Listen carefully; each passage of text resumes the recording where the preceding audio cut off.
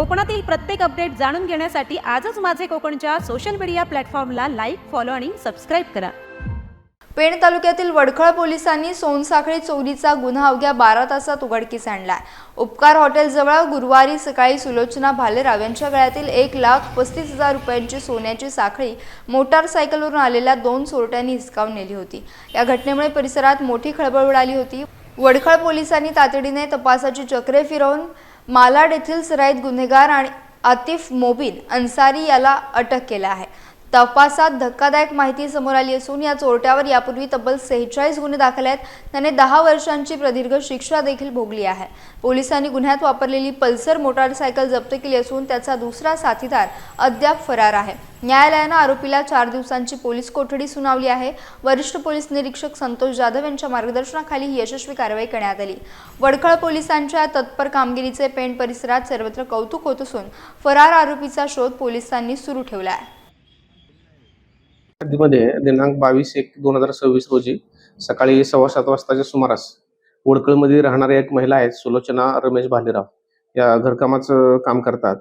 या त्यांच्या घरातून कामाच्या ठिकाणी जात असताना वडखळ ते गोवा हायवेवर उपकार हॉटेल आहे, उपकार हॉटेलच्या समोरून रस्ता क्रॉस करत असताना 2 अज्ञात मोटरसायकल स्वाराने त्यांच्या गळ्यातील चेन हिसकावून निघून गेलेले होते. सदर गुन्ह्याची माहिती प्राप्त झाल्यानंतर वडखळ पोलीस स्टेशन स्थानिक गुन्हे शाखा यांनी तात्काळ कारवाईला सुरुवात केली. आरोपी गोवा हायवेने पुढे जात असल्याची माहिती मिळाल्यावर आमची तपास पथकं त्या दिशेनं तपास करायला सुरुवात केली.